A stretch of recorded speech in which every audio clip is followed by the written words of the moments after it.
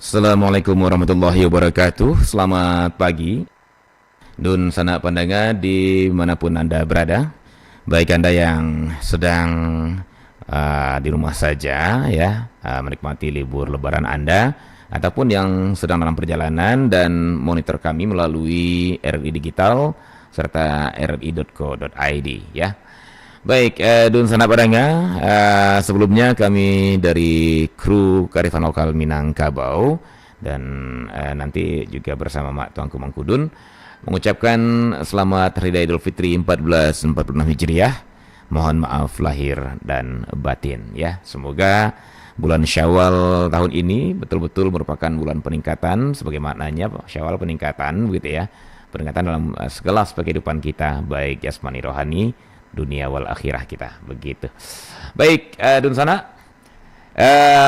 pagi ini ikut menyemarakkan ini ya lebaran kita, dan juga untuk lebih memperkaya wawasan kebudayaan kita, terutama ini mana tahu di antara Anda ada yang pergi ke jauh-jauh wisata budaya ya. Nah, pagi ini kita lengkapi dengan kearifan lokal Minangkabau ya. Dan kalau sepanjang Ramadan kita mengangkat topik tematik Ramadan ya, tentang bagaimana penyambutan Ramadan dalam kearifan lokal Minangkabau, terus juga bagaimana menjalani Ramadan di Minangkabau dan juga menyambut Idul Fitri. Nah, kali ini selepas Idul Fitri ya, kita kembali ke topik kita yang kita cancel sebelum Ramadan, yaitu tentang kato nan ampe ya, di mana ada kato pusako, kemudian kato mufakat, kato pertamo dan kato dicari. Kato pertamo dan kato dicari. Baik. Nah, untuk pagi ini kita khusus akan menggali lebih jauh tentang kata pusako ya. Dan saya lupa tadi kata nampe tadi, mungkin nanti dikoreksi oleh mak tuangku, gak salah itu kata kudian ya. Iya, kata pertama dan kata kudian yang terakhirnya. Nah, pagi ini kita akan lebih fokus kepada kata pusako sebagai kata yang pertama gitu ya. Seperti apa saja jenisnya dan kearifan-kearifan apa yang ada di dalam masing-masing jenis kata pusako tersebut. Untuk membahas hal ini, tentunya kita kembali bersama mamak kita, Dr. Saiful Yazan Tuanku Mangkudun. Dan alhamdulillah di sela-sela yang seharusnya ini mid time ini ya. Seharusnya waktu untuk beliau, tapi beliau alhamdulillah masih menyempatkan untuk bersama kita di kearifan lokal Minangkabau ya. Apresiasi ini ya. Sebuah penghargaan luar biasa untuk dedikasi beliau terhadap kearifan lokal Minangkabau ini. Dan untuk sanak pendengar, seperti biasa, nanti Anda yang ingin menanggapi perbincangan kami bisa Anda bergabung di dua line telepon kita 0751812414 ataupun di 081166092240. Baik. Kalau begitu saya akan langsung ke Mak Tuanku Mangkudun yang sudah bersama kita. Assalamualaikum warahmatullahi wabarakatuh, Mak. Waalaikumsalam warahmatullahi wabarakatuh. Pagi Bung Adit. Nitip salam untuk anak kemenakan yang pulang kampung dari rantau, atau yang menunggu di kampung, atau yang masih di rantau belum sempat pulang. Selamat Hari Raya Idul Fitri. Mohon maaf lahir batin. Iya, Bung Adit. Termasuk untuk seluruh angkasawan RRI dimanapun berada. Sama-sama, Mak. Kami juga dari RRI Padang, Mak, mengucapkan mohon maaf lahir batin ya, Mak ya. Selamat Idul Fitri 1446 Hijriah ya. Seperti yang saya harapkan tadi, doa kita semoga Syawal ini betul-betul Syawal yang akan membawa kita lebih baik ya, Mak ya. Kalau nggak salah lebih meningkat ya, karena memang Syawal artinya peningkatan ya, Mak ya. Betul. Gitu. Baik, Mak, pagi ini kita kembali menjapui cerita lamu ya, Mak ya. Mau ulang kaji yang sempat kita cancel sebelum masuk Ramadan ya, karena kita pengen di Ramadan betul-betul tematik tentang Ramadan. Kita kembali ke topik kita kala itu sebelum Ramadan, yaitu tentang katunan ampe ya, Mak ya, katunan ampe. Oke. Dan pagi ini kita akan lebih fokus kepada kato pusako. Nah, Dan Mak, sebelum kita lebih jauh tentang kata pusako ini, karena memang sudah kita tinggalkan 1 bulan, Mak, biar mindset kita, biar pemahaman kita sama-sama nyambung dengan don sanak kita di rumah, Mak. Ada baiknya mungkin kita mohon Mak Tuanku untuk mereview sedikit, Mak, sebelum kita mulai kata pusako. Silakan Mak Tuanku. Baik, terima kasih Bung Adit. Assalamualaikum warahmatullahi wabarakatuh. Waalaikumsalam. Pendengar, dimanapun Anda berada, kita kembali dalam kegiatan harian mingguan kita, Surau Kearifan Lokal Minangkabau. Ya, awal tahun kita sudah memulai dengan apa yang ada di Minangkabau disebut sebagai adat Nanampe. Waktu itu kita membahas bagaimana wujud adat Minangkabau di tengah masyarakat sejak dulu sampai sekarang. Kemudian sebelum Ramadan kita mempertanyakan kembali dari mana rujukan atau sumber referensi dari adat itu. Nah, itulah yang kita sebut dengan Kato Nanampe. Orang Minang mengatakan orang yang beradat itu harus mengerti dengan Nanampe. Nanampe artinya adatnya rampe, adatnya yang 4, dan sumber rujukannya yang juga 4. 4 itu sumber rujukan disebut tadi oleh Bung Adit. Yang pertama itu Kato Pusako, kemudian Kato Mufakat, yang ketiga Kato Daulu, dan Kato Kudian. Kita ulas sedikit pemahamannya. Kato Pusako adalah semua tuturan nenek moyang yang disako dan dipusakoi oleh para penghulu, para nenek mama, para guru adat, alim ulama, seluruh bendang nagari itu merujuk kepada Kato Pusako, warisan tuturan. Nah, kemudian ada kato yang dihadirkan atau dihasilkan dari pertemuan para pemimpin masyarakat, para tokoh, nenek mama, Tunku Tigo Sejarangan, namanya Kato Mufakat. Kato Mufakat adalah kata yang dihasilkan dari hasil permufakatan para penghulu dan orang nan bajini, orang ampe jini, orang jini nan ampe. Kemudian bentuk lain dari rujukan itu adalah janji yang dikatakan Kato Daulu. Janji itu bisa terjadi antar 2 orang atau antar 2 kaum atau antar 2 nagari. Itu dikatakan Kato Daulu. Kato Daulu Batapati.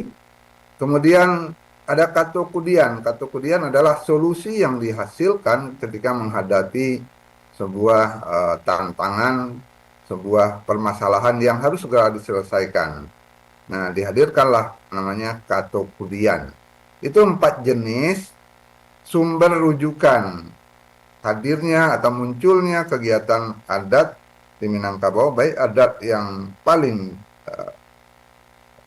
keras atau yang paling kuat, dikatakan adat nan sabana adat, atau adat nan diadatkan, yang ditegakkan oleh petuah dari para pendiri Minangkabau, atau adat yang berkembang dalam masyarakat, adat istiadat, atau adat yang paling dikenal, adat nan teradat.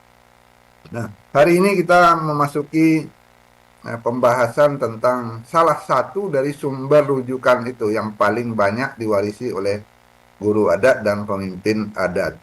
Namanya Kato Pusako.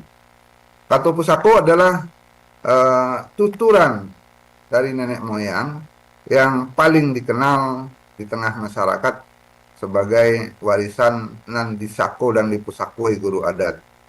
Tuturan itu secara relatif bertahan dalam ingatan. Ada rumus ingatan itu yang menyebabkan tuturan itu tidak hilang. Dalam sebuah pantun yang terkenal, bagaimana tuturan itu bertahan. Kapal lalito dari hulu, panjangnya 30 adapo, dan kodoh duduk dekat tiang. Kato Pusako orang dahulu, nah satitiak berpantang hilang, dan sabaris berpantang lupo. Nah, inilah rumus kenapa Kato Pusako itu bertahan.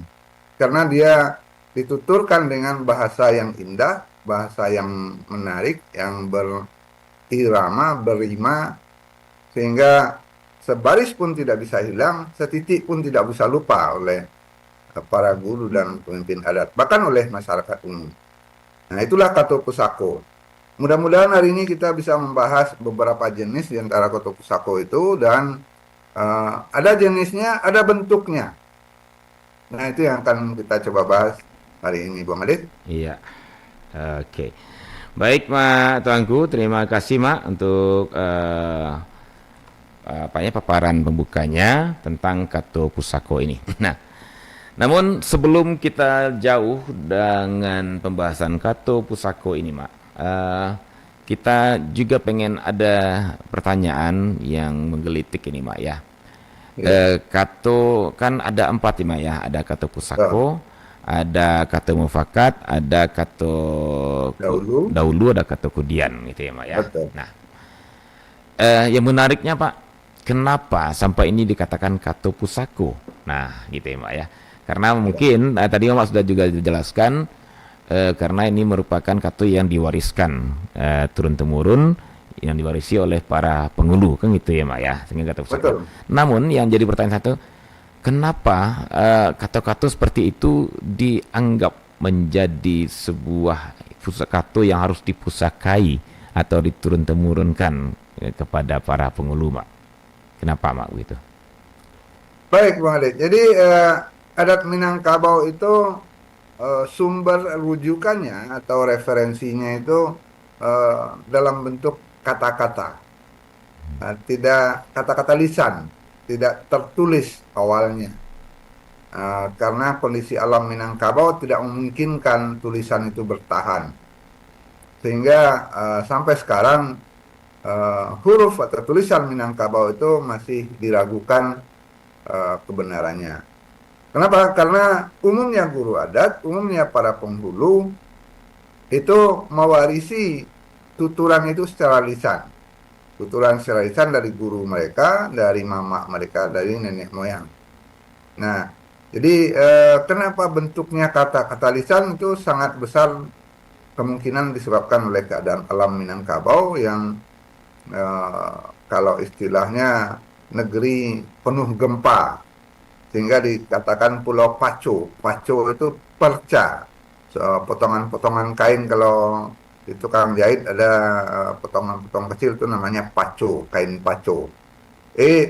Pulau Sumatera ini dikatakan Pulau Paco, dan yang mengatakan Pulau Paco itu hanya orang Minang. Ya, kalau orang lain mengatakan Swarna Dwipa segala macam, tapi orang Minang mengatakan Pulau Paco, pulau pecahan-pecahan, dan itulah ajaran alam bahwa orang Minang mewariskan sesuatu yang akan bertahan ada dalam pikiran manusia dalam bentuk tuturan kata. Begitu mungkin kenapa lahir Kato Pusako itu, Bung Adit. Ya. Jadi tidak diwariskan dalam bentuk tulisan. Walaupun kemudian dituliskan juga sebagian besar, lahirlah Kato Pusako yang tertulis. Tapi sebelumnya di awalnya adalah dalam bentuk tuturan lisan. Begitu, Bung Adit. Ya. Nah, secara esensinya, Mak, kenapa Kato Pusako itu betul-betul, atau kata-kata yang terhimpun dalam Kato Pusako itu betul-betul sesuatu yang sangat-sangat fundamentalkah di Minangkabau sehingga dia dikelompokkan ke dalam satu kelompok yang dia bernama Kato Pusako yang harus diturunkan secara turun-temurun. Dalam artian, apakah itu berarti ketika Kato Pusako itu jangankan hilang gitu ya, Mak, ya, ketika Kato Pusako itu pudar dan Kato Pusako itu sudah mulai menipis atau katakanlah tidak begitu dipahami oleh masyarakat Minangkabau, maka di titik itu Minangkabau boleh dibilang menuju titik-titik kepunahannya. Apakah bisa sampai demikian, Mak?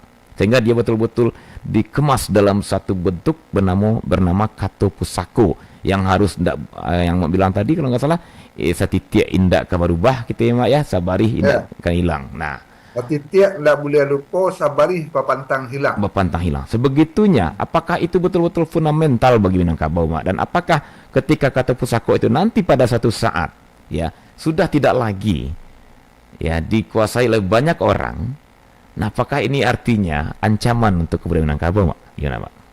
Iya, sangat jelas begitu keadaannya, Bang Adit. Ketika sebuah tuturan itu dilupakan atau tidak lagi dipahami, Padahal dia dijadikan pedoman, maka kegiatan adat istiadat khususnya atau kegiatan adat nan diadatkan itu tidak punya pedoman, maka orang melakukan adat sepanjang jalan istilahnya, adat yang hanya ditiru saja dari orang lain tanpa rujukan yang jelas. Maka Katu Pusako itu memang harus diwariskan sebagai pedoman dalam kegiatan adat. Adat Nanampe itu pedomannya selalu diwariskan dalam tuturan sehari-hari dan dalam tuturan setiap pertemuan kegiatan masyarakat. Bentuknya nanti kita bahas, ada sekitar 9 atau ada yang mengatakan 10 jenis. Nah, kemudian ada wujudnya seperti apa. Nah, ini relatif masih terwariskan dalam semua kegiatan adat di Minangkabau. Nah, apakah itu suatu saat akan menghilang? Ya bisa jadi ketika kegiatan pewarisannya itu luntur. Mungkin sesudahnya kita membahas tentang wadah pewarisan, Bung Adit. Ya. Wadah pewarisan adat itu ada galang baselo, ada surau seperti yang sedang kita lakukan ini, tempat bermusyawarah, berbagi informasi, surau. Itu yang kemungkinan besar sudah menipis. Wadahnya menipis sehingga pewarisannya juga berkurang seperti yang Bung Adit cemaskan tadi. Ya. Dan artinya, Mak, karena sebegitu fundamentalnya bisa dikatakan bahwa Katu Pusako itu adalah betul-betul rujukan adat Minangkabau. Dan dengan demikian berarti seorang pangulu ketika dia diangkat, dilewakan menjadi pengulu, otomatis apakah dia harus menguasai semua Katu Pusako itu, Pak? Iya, seyogianya lah. Kalau dikatakan wajib, nanti kita melanggar aturan agama. Iya. Ya, karena ini begitu fundamental bagi Minangkabau, Pak, dan diwariskan oleh pengulu. Ya. Modal utamanya yang diwarisi ketika dia menyandang gelar sako, gelar adat, adalah warisan tuturan itu. Maka seorang calon penghulu itu di Minangkabau sejak dari awalnya sudah dilatih dan dididik untuk mewarisi itu dalam berbagai kegiatan adat. Baik kegiatan adat di rumah gadang atau kegiatan adat di nagari atau di labuh, di tapian, semuanya berisi tuturan-tuturan yang mewariskan Katu Pusako itu. Kalau dia akan jadi penghulu, malah diberi pelatihan khusus oleh mamaknya, mamak yang akan mewarisi itu. Kita banyak dapat kisah bagaimana seorang mamak mewariskan kepada calon penghulu yang akan memikul gelar itu sampai berbulan-bulan mengisi pikiran dan pandangan kemenakan yang akan menyandang gelar itu sebelum dia dilantik atau disahkan sebagai penghulu. Jadi pewarisan itu ada di galanggang yang rami, ada galanggang yang lanang. Bisa kita bahas nanti tentang media pewarisan. Jadi Katu Pusako ini sampai sekarang insya Allah masih ada yang mewariskan. Baik. Terima kasih, Mak. Kalau begitu kecemasan saya semoga tidak terjadi, begitu ya, Mak ya. Ya. Ya, karena kalau saya khawatirnya itu, Mak, karena dari uraian Mama itu betul-betul Katu Pusako inilah apa ya? Saya jadi ingat istilah apakah itu benar atau salah, menurut koreksi, Mak. Pusek jalo pumpuran ikan, begitu ya, Mak ya. Jadi semuanya tergantung kepada pusek jalo ini, Mak. Kalau Katu Pusako ini, kalau Katu Pusako, iya. Jadi salah satu jenis Katu Pusako itu tambo, itu pusek jalo pumpuran ikan bagi adat Minangkabau. Kenapa? Karena di sana dituturkan semua tuturan pedoman adat, terutama yang dinamakan tambo adat Minangkabau. Nanti kita bahas jenis-jenisnya. Ada tambo alam, ada tambo adat. Nah, dalam tambo adat itu semuanya dituturkan tentang pedoman kehidupan bermasyarakat, pedoman untuk melaksanakan adat Nanampe. Begitu, Bang Adit. Baik, Mak. Terima kasih, Mak. Rasanya kalau saya sudah lumayan puas ya tentang eksistensi, fungsi dan juga pentingnya Katu Pusako bagi Minangkabau ini ya, dan kita berharap tentunya kata pusako ini akan tetap terjaga, istilah Petua Ahmad tadi, satitik indak maksudnya ndak lupa sagarih sabarih bapantang hilang. Satitik ndak boleh lupa sabarih bapantang hilang. Demikian dosa nak pandangan begitu sakralnya kalau boleh dibilang demikian lah ya kata pusako bagi orang Minangkabau. Nah, pertanyaannya apakah sejauh ini kita sudah mulai-mulai nih. Ini walaupun kata pusako itu diwariskan ke Bangulu, seyogianya kan anak kewanakan Minangkabau juga mengetahui ya, Mak ya, biar juga mendapat arahan dari kata pusako tersebut ya. Ya minimal kalau kita nggak sampai di ahlinya, minimal tahu dan paham, kenal lah begitu ya dengan kata pusako ini, karena itu betul-betul sebuah, kalau boleh saya bilang, ini warisan Minangkabau yang menjadi identitas keminangkabauan itu sendiri. Mungkin begitu dramatisnya saya menggambarkan gitu. Tapi begitu yang terbayang lah saya, Mak. Baik, Dun Sanak Padanga, itu dia pengantar dari Mak Tuan Kemengkudun tentang apa yang akan kita coba gali pagi ini, yaitu kearifan dalam jenis-jenis kata pusako ya. Nah, baik, sebelum melangkah, mungkin ada di antara Anda yang juga masih agak ada pertanyaan ataupun yang tersimpan di pikiran Anda tentang kata pusako ini, silakan saja nanti ya, atau sekarang silakan ada hubungi 0751 812414 ataupun 08166 092440 ya, sembari kita berbincang dengan Mak Tuan Kemengkudun. Baik, Mak Tuanku, kita sudah dudukan apa itu kata pusako dan fungsinya serta esensinya dan pentingnya bagi Minangkabau. Sekarang kita coba masuk, Mak, ke jenis-jenis kata pusako. Nanti kita ikuti dengan kearifan yang ada di dalam masing-masingnya. Silakan, Mak Tuanku. Baik, terima kasih Bang Adi. Jadi kata pusako itu bisa kita lihat dari jenisnya, kemudian dari bentuknya. Hari ini mudah-mudahan kita jelaskan garis besar jenisnya saja dulu. Jenis kata pusako yang paling tua dan paling dikenal di masyarakat Minangkabau itu dikatakan tambo. Kalau di suku bangsa lain ada juga namanya tambai atau tarombo atau tombo. Tambo adalah silsilah atau riwayat atau kisah nenek moyang suatu bangsa, khususnya Minangkabau, nenek moyang orang Minangkabau, awal mendirikan Minangkabau sampai menyusun adat yang dipakai di Minangkabau, menyusun adat menampe. Maka dalam tambo itu semua dituturkan apa yang dikatakan dengan asal usul nenek moyang, dari mana mereka berasal, bagaimana mereka hidup, bagaimana mereka beradat. Nah, tambo ini sendiri itu punya variasi yang banyak, ya. Nah, jadi tidak satu tambo.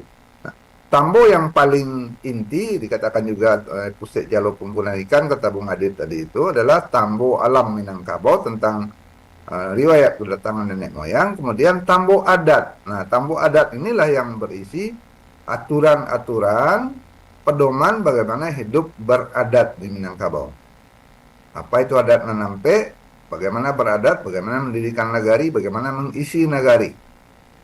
Nah, saya pernah memberikan juga dalam acara kearifan lokal ini bahwa tambo Minangkabau itu ada dalam diri setiap orang Minangkabau, walaupun dalam bahagian yang kecilnya saja atau sebuah segmen dalam diri orang Minangkabau ada tambo. Apa itu? Dinamakan tambo tentang undang nagari. Undang nagari itu ada dalam diri setiap orang Minang. Kemanapun orang Minang, dia akan ditanyakan dua tuturan awal tambo nagari atau tambo tentang isi nagari. Orang akan ditanyakan, Bung Adit ini kampungnya di mana? Yeah. Sukunya apa? Itu sebenarnya adalah tuturan tambo yang paling dasar tentang pendirian sebuah nagari. Nagari itu harus punya suku, nagari itu harus punya balai dan musaji, dan harus punya penghulunya. Maka pertanyaan akan berentet pada seorang Minangkabau itu, siapa nama, di mana kampung, apa suku, kemudian ditanyakan apa gelar penghulunya. Itu semuanya adalah pertanyaan tentang tambo yang ada dalam diri setiap orang Minangkabau. Kalau saya seorang bersuku Koto, orang akan bertanya kampung saya di mana? Oh, kampung saya di Kurai, Bukit Tinggi. Oh, di Kurai orang Koto. Siapa penghulunya? Penghulunya Datuk Mangkudun. Dan seterusnya. Yang ditanyakan oleh orang dimanapun itu, seorang Minangkabau, apakah di kampung, apalagi di rantau, sejauh-jauh rantau, seorang Minangkabau selalu tanyakan dua hal itu. Di mana kampung, apa suku? Itu sebenarnya perintah Tambo untuk mengingat asal-usul, silsilah seseorang. Nah, sampai nanti bagaimana orang yang belum jadi orang Minangkabau diatur untuk menjadi orang Minangkabau dengan istilah sekarangnya asimilasi, ya, naturalisasi. Naturalisasi ya dalam adat Minangkabau itu katakan malako. Nah, jadi tabang basi tumpu, inggok mencakam tabang basi tumpu. Seorang yang datang ke sebuah negeri, dia harus masuk dalam susunan adat di negari itu. Dia minta diterima sebagai kemenakan sebuah suku. Nah, dia inggok mencakam. Tabang basi tumpu, dia dari kampungnya minta izin untuk membuat cabang sukunya di negari yang baru. Itu ada aturannya dalam tambo adat. Bagaimana mendirikan negari, bagaimana seseorang itu dikenal identitasnya sebagai orang Minangkabau. Atau seorang yang bermenantu dengan suku lain. Nah, agar menantunya itu jadi orang Minang, dia malako dulu kepada salah satu suku yang ada di kampung calon mertuanya. Nah, begitulah tambo Minangkabau itu selalu dituturkan dalam setiap perhelatan, terutama dalam perhelatan Petagak Penghulu, mendirikan gelar penghulu, meresmikan seorang pemimpin adat, dituturkan dari awal tambo yang paling dikenal itu tambo alam, tambo adat Minangkabau, kemudian tambo sebuah wilayah, dikatakan tambo luha, dan wilayah tanah datar, tambo luha tanah datar, ada wilayah agam, tambo luha agam, ada wilayah 50 koto, tambo luha 50 koto. Sampai pada tambo yang paling detail tentang tambo nagari. Nah, di Minangkabau itu nagari asal itu ada 166. Dan sudah dimekarkan sekarang sudah lebih 1000. Nah, sebagian besar nagari-nagari itu punya silsilah, riwayat tentang asal-usul nagarinya, dan asal-usul adatnya, bentuk adatnya, aturan adat di negari itu. Nah, itulah tambo nagari. Nah, yang lebih detail lagi adalah tambo asa kaum. Sebuah kaum, dalam ingatan penghulunya ada sumber asal-usul nenek moyang mereka.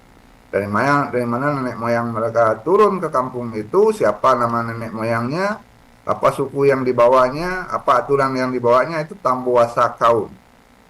Nah, inilah tambo dengan sekian banyak spektrum itu yang menjadi konstitusi atau aturan dasar kehidupan beradat di Minangkabau. Maka harus diketahui oleh seorang penghulu. Dari tambo yang paling dikenal atau payungnya, Pusat Jalo yang Bung Adi katakan tadi itu, tambo alam dan tambo adat, sampai tambo nagari, tambo asa kaum, tambo asa suku. Itu yang pertama, tambo. Yang kedua, nah, tambo itu didukung oleh sebuah karya sastra yang dijadikan hiburan bagi masyarakat. Kalau tambo itu agak resmi tuturannya di upacara-upacara. Nah, ada karya sastra yang diwariskan juga khusus untuk para penghulu dan guru adat, namanya kaba. Nah, kaba tareh kalau untuk para penghulu. Itu kaba yang dikatakan kaba pusako. Ada kato pusako, ada kaba pusako. Kaba pusako ini ada 16 kaba tareh. 4 tareh batang, ada 4 tareh runui, ada tareh dahulu, ada tareh kudian. Jadi 16 kaba itu diwarisi oleh para penghulu yang berisi tuturan riwayat silsilah nenek moyang. Tareh batang itu ada kaba Datuk Dingalau, ada kaba Sari Putih, ada kaba Ruhun Jani, ada kaba Datuk Sati, kemudian ada kaba tareh dahulu, Kaba Patpatih, Kaba Indo Jalito, ada Kaba Talago Undang, ada Kaba Taruih Mato. Kemudian ada Kaba Kudian, Kaba Bukit Siguntang, Kaba Amih Urai, Kaba Batanghari, Kaba Indar Bumi atau Indang Bumi. Kemudian Kaba Tarih Runui. Nah, ini yang paling dikenal oleh masyarakat. Kalau yang 12 yang saya sebut tadi itu hanya dikenal oleh para guru adat dan para penghulu. Sebagian para guru randai mengenal itu, kaba-kaba yang 12 yang saya sebut tadi. Nah, kaba yang terkenal ke masyarakat luas, sampai ke mancanegara bahkan, nah itu kaba yang sering dituturkan dan dijadikan cerita, karena isinya juga menarik untuk diikuti. Tentu Bung Adit sangat kenal dengan kaba Cindua Mato, kemudian ada Kamba Agunan Tongga, ada Kaba Bonsu Pinang Sibaribui, ada Kaba Malin Dewa atau Sultan Pengaduan. Itu kaba karya sastra lisan yang menjadi hiburan di tengah masyarakat adat, diwarisi oleh para penghulu dan para guru adat. Isinya apa? Isinya adalah tuturan bagaimana orang Minang dahulunya hidup beradat, bamamak, bakamanakan, babako, banak pisang. Nah, dalam seluruh kaba itu dituturkan hubungan-hubungan itu, basapiah, babalahan, bakuluang, bakaratan, bakapak radai, dan seterusnya. Bagaimana barumah gadang, barumah tanggo, dan seterusnya. Jadi ada dua karya sastra besar yang menjadi referensi atau rujukan utama adat Minangkabau. Yang pertama Tambo, yang kedua Kaba Tareh. Nah, Kaba Tareh itu kemudian berkembang menjadi tuturan yang dihasilkan oleh para seniman. Itulah kaba baru yang dihasilkan oleh para penulis zaman modern. Kita mendengar misalnya kaba Si Umbih Mudo, kaba Rambun Pamenan, Si Untuang Sudah, itu dihasilkan oleh para seniman modern. Itu dua, Bung Adit. Tampu dan kaba. Masih ada 7 atau 8 lagi, nanti kita lanjutkan. Barangkali Bung Adit ingin diskusi yang dua ini dulu. Iya. Ada tambo sebagai tuturan dalam upacara adat, ada kaba sebagai karya sastra lisan yang jadi hiburan di tengah masyarakat. Ya, baik. Baik, Pak. Terima kasih kembali untuk uraiannya. Dan kita sudah dapat 2 poin ya, dan sanak penanya dari jenis-jenis kata pusako itu, yaitu tambo dan kaba. Terutama kaba tareh ya. Baik. Baik, Mak, Tuanku. Ini persoalan tambo, Mak. Tambo seperti Mama uraikan di awal tadi adalah tuturan lisan, kan begitu, Mak, Tuanku ya. Dia bukan berupa tulisan, tapi adalah tuturan lisan. Nah, alasannya tadi kenapa kata pusako itu, salah satunya tambo, diturunkan hanya lewat bahasa verbal ya, bahasa tuturan ya, Mak ya, bukan tulisan seperti yang bilang tadi, adalah karena kondisi geografis Minangkabau yang memang sampai saat ini kita rasakan itu sering dalam sebuah bayang-bayang ancaman gempa bumi, kan gitu ya, Mak ya. Sehingga dikhawatirkan karena kalau orang-orang dulu kan menulisnya mungkin di batu gitu ya, Mak ya, atau di batang-batang kayu, karena waktu itu memang kertas belum ada, gitu. Nah, dikhawatirkan kalau ditulis di batu, di batang kayu, nanti ketika ada gempa rusak semua, habislah sudah, kan gitu, Mak. Itu salah satu alasan yang kuat. Nah, namun selain dari itu, Mak, adakah kearifan di sini, Mak? Kita ingin melihat kenapa nenek moyang kita, apa salahnya umpamanya diwariskan dalam 2 bentuk sekaligus, gitu ya.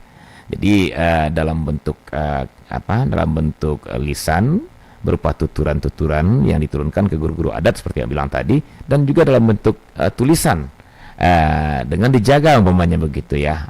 Katakanlah umpamanya mungkin tidak kalau batu mungkin tidak ditaruh di alam, mungkin ditaruh di mana gitu ya, yang untuk dijaga gitu, Mak. Nah, tapi makanya saya ingin melihatnya lebih kayak ini, apa sih kearifan yang agak dalam di sini? Kenapa nenek moyang kita lebih cenderung mewariskan itu lewat secara lisan. Kenapa? Maaf gini, Mak. Melihat kecerdasan nenek moyang kita mengatur dan membentuk Minangkabau dari dulu itu, Mak. Saya yakin kalau untuk membentuk sebuah aksara pun mereka sanggup, gitu ya, Mak. Iya, betul. Nah, ya bukan apa sih, ya karena buktinya aja di ukiran-ukiran kalau dari keterangan literatur mungkin kita akan sampai ke sana nanti, Mak, ya, media-medianya seperti yang pernah kita diskusi juga, bahwa di aksara apa di satu simbol saja bisa ribuan aksara terdapat di sana. Betul. Jadi kalau satu simbol, satu apa yang dia bisa aksara, apa susahnya bagi mereka untuk menciptakan aksara Minangkabau sehingga bisa bentuk tulisan, kan gitu ya, Mak, ya. Tetapi ini beliau-beliau nenek moyang kita tidak mengambil tindakan itu, lebih kepada lisan. Makanya saya lebih apakah ini ada persoalan rasakah di sini? Dalam artian bahwa ada satu kalimat kadang-kadang ketika kita tulis, kita baca dengan cara kita baca sendiri, itu berbeda rasa yang sampai itu ketika dibaca dengan cara yang benar dan oleh orang-orang yang begitu menguasainya. Nah, apakah contoh, Mak, umpamanya nih apa kata pusaka atau tidak ya? Saya mohon koreksi juga. Apa istilahnya, alun takilek lah takalam, kan gitu ya, Mak, ya. Di titian jua anak si buyu lah tentu si buyong supiaknya. Di lawi jo ikan lain lah tentu jantan matinonyo, kan gitu ya, Mak, ya. Kalau kita coba dituliskan, ini kan bisa aja nanti dialih bahasakan, gitu ya, Mak, ya. Dialih bahasakan atau dibaca dengan pemahaman-pemahaman di zaman itu. Nah, ketika pemahaman di zaman sekarang umpamanya alun takil ila takalam, ya mereka akan mencari tahu lagi nih kile itu apa, kalam itu apa, alun kayak gitu ya, Mak, ya. Nah, begitu juga ketika tulisan mungkin ada suatu saat kreativitas anak-anak kan dibahasakan, belum terkilat sudah terkelam, kan gitu ya. Nah, di laut juga ikan sudah jelas jantan betinanya. Nah, kalau kita lihat dari sana kan begitu ringan jadinya. Namun begitu dipakai dengan bahasa Minang, dipakai dengan bahasa Minang yang sesungguhnya, maka rasa-rasanya nih, Mak, ya, yang masuk itu berbeda. Alun takile lah takalam. Nah, dari ungkapan itu aja kita udah, ini ada apa nih, kan gitu ya, Mak, ya. Di titian Yohana lah tentu jantan betinonyo. Nah, itu rasanya ada sesuatu yang lebih mencekam ke dalam, Mak, ketika dengan bahasa aslinya. Apakah itu juga salah satu kearifannya, Mak, kenapa nenek moyang kita memakai lebih milih bahasa lisan itu ketimbang tulisan, Mak, selain geografis? Kita nggak tahu. Baik, makasih Bang Adit. Ini kajiannya menarik ini, ya. Kenapa lebih memilih lisan daripada bentuk lain? Walaupun ada keterampilan Minangkabau itu menyimpan dalam bentuk piktogram. Nah, kita bahas itu ya. Tulisan dalam bentuk ukiran. Nah, tapi nenek moyang orang Minangkabau lebih memilih dalam bentuk lisan. Dalam beberapa diskusi kami mendapatkan begini. Yang pertama, pewarisan lisan itu bisa dilakukan setiap waktu, setiap saat, di berbagai situasi.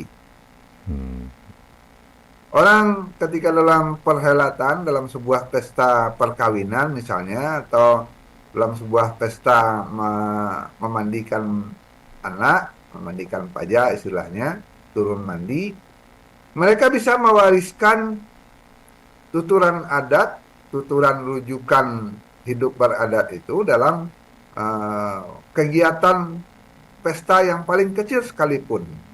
Nah, yang mendengar itu seluruh lapisan, dari yang paling tua sampai yang paling muda, yang paling kecil sekalipun mendengarnya.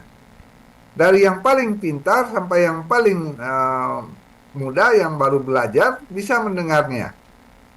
Sehingga tuturan lisan itu menyebar dan selalu berulang dalam setiap pertemuan, sekecil atau sebesar apapun pertemuan, sehingga tuturan itu selalu terkoreksi, terverifikasi istilahnya oleh yang mendengarnya.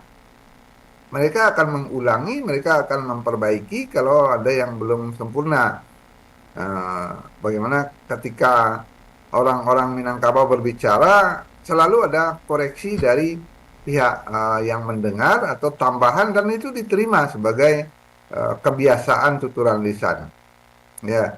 Nah, yang Bung Adit cemaskan tadi itu benar. Ketika sebuah tuturan lisan itu ditulis, maknanya sering akan berubah. apalagi kalau sudah diterjemahkan. Ada penelitian bahwa tuturan Tambo yang ditulis itu sudah berubah maknanya karena dipakai dalam bahasa Melayu tinggi, bukan dalam bahasa Minang. Nah, maka berubahlah nama-nama atau kata-kata menjadi kata yang asing. Nama nagari saja, nama kampung, ketika nama asalnya itu Alang Lawe, dirubah atau diterjemahkan ke bahasa Melayu menjadi Elang Luas atau Alang Luas. Tidak benar itu. Air Cama, air Cama tidak bisa diterjemahkan menjadi air camar. Artinya akan berbeda. Apalagi kalau air Kacia diterjemahkan ke bahasa Melayu atau bahasa Indonesia, artinya malah berubah. Air kecil itu artinya lain lagi. Nah, ini contoh-contohnya. Kemungkinan besar alasan dari nenek moyang mewariskan dalam bentuk lisan itu seperti tadi. Yang pertama, bisa disampaikan dalam setiap kesempatan apapun dan didengar oleh lapisan manapun. Yang paling tua, yang paling muda, yang paling pintar, yang paling tidak pintar bisa mendengarnya dan bisa mengulangi, memverifikasi. Begitu, Bung Ade. Iya, baik, Mak. Jadi memang ada sesuatu rahasia ya, Mak ya, jadinya ada kearifan nenek moyang kita. Kenapa beliau-beliau nenek moyang itu lebih memilih maksudnya mewariskan dalam bentuk lisan gitu ya, Mak ya. Tidak dalam bentuk tulisan begitu. Baik. Iya, kalau dalam arti keadilan juga ada di sana. Jadi bukan yang pintar saja yang pernah mendengar kata pusako itu. Bukan yang bisa membaca menulis saja yang mendengar kata pusako itu. Sebuta huruf apapun orang Minangkabau, dia pasti pernah mendengar sebuah kata pusako tentang tugas laki-laki Minangkabau dalam talibun yang berbunyi kaluak paku kacang balimbiang. Dia bisa menulis atau dia tidak bisa menulis, dia bisa membaca atau tidak bisa membaca, dia bisa melihat atau malah buta. Dia pasti pernah mendengar tugas laki-laki Minangkabau adalah kaluak paku kacang balimbiang, ambil tampuruang lenggang lenggokkan, bawa menurun ke Saruaso. Anak di pangku kemanakan di bimbiang, orang kampung dipatenggangkan, tenggang nagari jan binaso, tenggang sarato jadatnya. Itu pantun, itu talibun yang menyebar ke seluruh lapisan masyarakat, yang paling pintar sekalipun dan yang paling tidak pintar sekalipun, yang bisa baca tulis atau yang tidak bisa baca tulis, yang bisa mendengar atau yang tuli, atau yang bisa melihat atau yang buta. Semuanya pernah dengar, dan itu hanya bisa disebarkan kalau bentuknya lisan. Kalau bentuknya tertulis, akan banyak sekali orang Minang tidak akan sempat membacanya. Begitu, Bang Ade. Baik, Mak. Karena kalau tertulis otomatis ya orang-orang yang pertama punya minat baca, gitu ya, Mak ya. Ya, betul. Kemudian orang-orang yang sangat dekat dengan literasi, kan gitu ya, Mak ya. Ya. Baru itu akan pernah bersentuhan dengan kata pusako, kan gitu ya, Mak ya. Betul sekali. Tapi kalau dia lisan, itu bisa disampaikan di acara adat, bisa disampaikan di acara-acara nagari, dan mendengar di sana semua yang hadir, sehingga masuk langsung ke seluruh lapisan masyarakat Minangkabau. Gitu kira-kira satu kearifan ya, Mak ya. Nah, betul. Apakah nenek moyang kita juga berpikir atau ada seperti ini, Mak? Saya kalau nggak salah pernah ada dapat ini ya, apakah ini hasil penelitian atau apa, bahwa daya serap dari pendengaran itu katanya lebih lebih cepat gitu, Mak, daripada dibaca dengan mata gitu ya, Mak. Nah, artinya pendengaran itu bisa langsung masuk gitu loh, bisa langsung ngeresap ke dalam gitu loh. Kalau membaca kita masih butuh berpikir dulu nih, ini apa gitu ya, Mak ya. Apakah ada demikian, Mak? Ya, yang diserap oleh pendengaran itu bukan hanya bunyi kata, tapi juga ada nada, ada irama, ada intonasi, ada itu, emosi bahkan. Benar. Jadi kalau tulisan yang diserap oleh mata itu sangat terbatas, ya, sangat terbatas sebuah tulisan yang bisa diserap oleh mata, lalu dibaca oleh pikiran.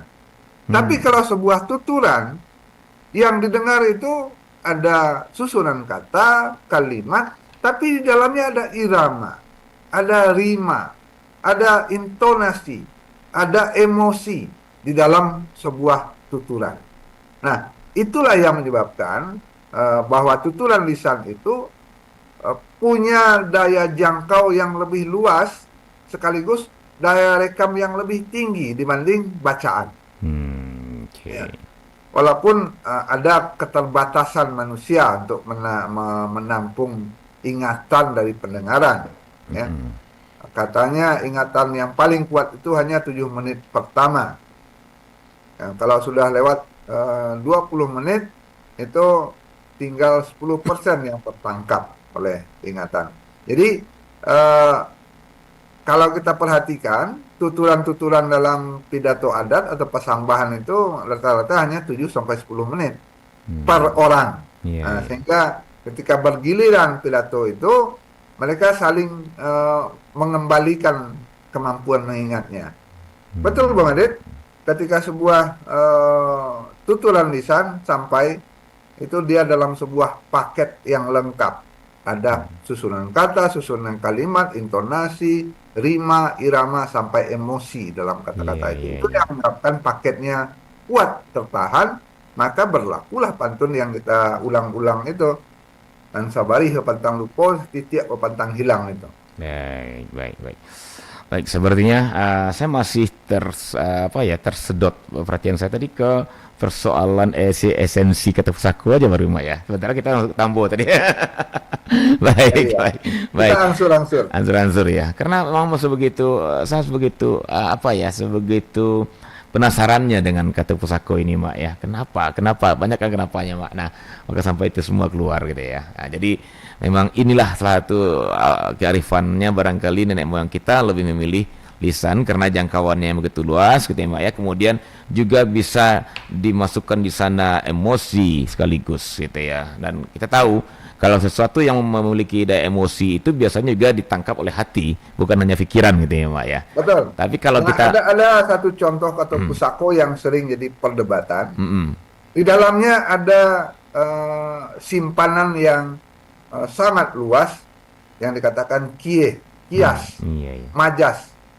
Kalau dalam bahasa Minangnya kie kato bayang. Semua orang pernah mendengar sebuah pantun paling tua di Minangkabau dan sering sulit dipahami kalau hanya dibaca tertulis tentang asal nenek moyang ya. Dari mana titiak palito di balik telong nabatali, di mana asal nenek kita dari puncak Gunung Merapi atau dari lereng Gunung Merapi. Ini pantun jadi perdebatan sepanjang masa. Kenapa? Karena di dalamnya itu banyak sekali pemahaman, tafsir, majas, kie atau kiasan, katobayang yang belum terungkap. Kita contohkan misalnya satu kata dalam pantun tadi, Bung Adit. Dari mana asa nenek kita? Asa itu diterjemahkan ke dalam bahasa Indonesia asal. Iya. Padahal asa itu maknanya dalam bahasa Minang banyak. Nah, kemudian palito. Palito itu diterjemahkan selalu dengan kata lampu. Benar. Ya. Nah, sebenarnya menurut Pak Guru Adat yang saya dapat begini. Dari mana asal nenek kita itu? Dari mana datangnya visi tentang masa depan nenek moyang kita dari lereng Gunung Merapi. Di mana lereng Gunung Merapi itu? Dari Pariangan Parangpanjang. Nah, apa palito itu? Palito itu gagasan, pelita. Gagasan untuk mendirikan adat itu lahirnya dari lereng Gunung Merapi. Cahaya. Maka seluruh nagari Minangkabau itu menyatakan berasal dari Pariangan Parangpanjang. Yang berasal dari sana apa? Ya, mereka nenek moyang itu pernah ke Pariangan Parangpanjang itu baru turun ke Tigoluha. Apa yang mereka bawa? Itulah palito tadi. Gagasan tentang adat. Jadi asal nenek moyang itu adalah gagasan pelita dari gagasan mereka itu dibawa dari Pariangan Parangpanjang. orang-orang sering bilang ya Mak ya, pikiran itu pelita hati, ngerti ya Mak ya. Iya, iya. Jadi gagasan itu Nah, pikiran pelita hati. kalau diterjemahkan ke bahasa Indonesia, pantun tadi, Ya oh, hanya. orang Minang ini khayal juga ini. Masa berasal dari puncak gunung, dari lereng gunung, Iya nenek iya. moyangnya semua. Begitu luasnya Minangkabau. Yang asal dari Pariangan Padang Panjang itu adalah pelitanya itu, gagasan adat Gagasan. itu. Iya iya iya. Di sanalah nenek moyang kita mulai dari Sri Maharaja Dirado, Datuk Suri Dirajo, Datuk Ketumangguangan, Datuk Perpatian Nasa Batang menyusun gagasan adat itu, pelita itu. Begitu Bang Ade. Baik, Mak, semakin menarik ini ya, semakin terungkap satu demi satu rahasia-rahasia yang terkandung dalam kata pusako. Aduh, saya begitu bahagia pagi ini dapat pencerahan seperti ini dan mudah-mudahan ini juga dirasakan oleh pendengar kita, Mak. Karena ada tadi yang saya lihat ingin bergabung, silakan di 0811660940 tadi ada yang coba masuk ya. Mumpung kita masih punya waktu lebih kurang 5 menit ke depan ya. Kita coba terima, Mak ya. Di Silakan. 081166. Halo, assalamualaikum. Waalaikumsalam warahmatullahi wabarakatuh. Iya, Pak Rizal Koto ya. Oke. Iya, Bang Dir. Silakan Pak Rizal. Minal aidin wal faizin dulu Bang Dir ya. Yo, Pak Rizal. Mohon maaf ya batin gitu. Ya. Selamat pagi Mama Amo. Selamat pagi Pak Rizal. Ah, Ayo. Minal aidin wal faizin dulu mah. Al-Aidin wal Faizin, maaf lahir dan batin. Akan masuk ke kode keluarga Mama. Dan Iya. terutama enak pisang boh di Nail ini kan. Di Talang Mampu Koya. sampaikan ke anak pisang. Iya iya. Tapi agak panjang pengenannya. Ada 2 Rizal yang aku kenal. Oh, Sambil nembok katanya. iya iya. Oke Mak. Iya. Apa Mak? Dari uraian amulah kalambek masuk Mak. Dari uraian Tambo tadi Mak. Ya, Jadi Tambo kaum tadi nan betul. Tambuasa kaum. Iya, Tambo asa kaum. Apakah Ranji itu termasuk Tambo Mak atau beda Mak? Kalau beda apa perbedaannya Mak? Ya ya ya. Iya. Setuju Mak. Karena waktu lah pendek Pak Mak. Baik Pak Rizal. Iya Mak. Baik baik. Terima kasih Bang Dit. Sama-sama Pak Rizal. Iya. Terima kasih Mama Amo. Yuk. Wabillahi taufiq wal hidayah. Wassalamualaikum warahmatullahi wabarakatuh. Waalaikumsalam. Waalaikumsalam warahmatullahi wabarakatuh. Aduh, ini betul Pak Rizal ini saya salut ya. Sempat terlupakan juga ya. Memang ada Ranji itu lah. Jadi Ya. Ranji dengan Tambo. Silakan Pak Tunggu. Baik, terima kasih Bang Adit. Pak Rizal, Ranji adalah istilah untuk sebuah peta hubungan antara orang dalam satu garis keturunan, itu Ranji. Nah, ketika dia dikembangkan menjadi tuturan, menjadi cerita, kisah, dia menjadi silsilah. Nah, silsilah itu sama dengan Tambo. Nah, kalau Ranji itu kan gambar garis hubungan. Ada garis hubungan. Ini ibu saya, ini mama saya, ini saya sampai tingkatan nenek yang keempat, kelima, itu Ranji. Ada gambar atau peta hubungan. Nah, kalau dalam Tambo, peta hubungan itu tidak dibuat detail. Dia hanya silsilah saja atau riwayat saja. Tambo asa kaum biasanya isinya adalah tuturan dari penghulu tentang siapa nenek yang pertama turun. Nenek yang turun itu dengan siapa? Biasanya dengan salah seorang saudara laki-lakinya atau mama pertamanya. Saya contohkan Tambo asa kaum suku Koto di Batu Ampa, Bukit Tinggi, Kurai. Nah, nang datang pertama ke negari ko namanya Umap, basamo judul sanaknya Datuk Mangkudun nan panjang rambut. Nya tagak di Bukit Menangin, nya tunjuk ke sawah di tengah, nya tunjuk sawah di ujung. Berdua jo penghulu orang pisang. Nah, itu namanya Tambo, tuturan bagaimana nenek moyang mendudukkan kaumnya datang dari mana, siapa yang datang, mana batas tanahnya, segala macam. Nah, itu bedanya dengan Ranji, Pak Rizal. Kalau Ranji itu hanya gambar atau peta hubungan anggota-anggota dalam sebuah kaum.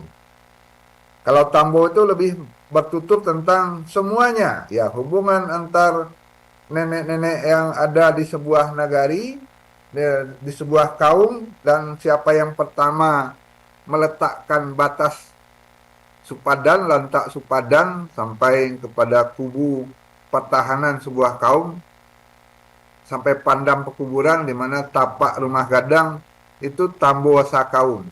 Adanya dalam tuturan, dalam cerita lisan saja, di pikiran nenek-nenek dan para penghulu.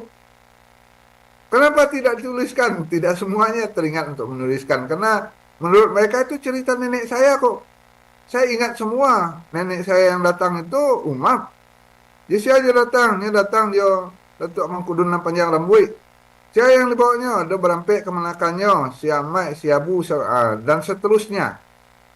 Hanya tagaan Posupadan di siko, tagaan Rumah Gadang di siko, tagaan Surau di siko. Itu Tambo Wasakaum ada dalam pikiran seorang penghulu, diwarisi dari nenek, dari ibunya, dari mamaknya. Begitu Bung Rizal. Iya, baik, menarik. Terima kasih Mak Tuanku dan Pak Rizal. Terima kasih juga untuk teleponnya, semakin memperkaya pembahasan kita pagi ini. Namun sayang sekali Mak, tanpa kita terasa sudah satu sudah jam. Lewat waktunya. Iya, baik Mak. Namun sebelum berpisah, silakan Mak, ada yang mau disimpulkan dari pembicaraan kita untuk pagi ini. Silakan Mak Tuanku. Baik, setelah uraian lengkap tentang adat Nanampe, kita membahas tentang sumber atau rujukan atau referensi dari adat. Nah, sumber atau rujukan referensi adat itu adalah Kato Pusako, Kato Mufakat, Kato Dahulu, Kato Kudian. Nah, hari ini kita membahas Kato Pusako. Nah, Kato Pusako itu baru kita bahas dua jenisnya. Yang pertama Tambo, yang kedua Kaba. Nah, masih ada sekitar 7 atau 8 lagi jenis yang belum kita bahas. Insya Allah nanti di kesempatan lain. Begitu Bung Adit. Baik Mak Tuanku, menarik sekali. Dan Dusun Penanga, sayang sekali waktu kita sudah sampai di penghujung. Untuk itu kita sudahi dulu kearifan lokal Minangkabau untuk pagi hari ini. Terima kasih untuk asis dengarnya, dan juga terima kasih telepon Pak Rizal ya. Dan sekaligus juga terima kasih Mak Tuanku yang sudah hadir bersama kami di kearifan lokal Minangkabau pagi ini. Baik Mak, terima kasih selagi Mak, dan sampai jumpa di kearifan lokal Minangkabau berikutnya. Assalamualaikum Mak. Waalaikumsalam warahmatullahi wabarakatuh. Ya, baik.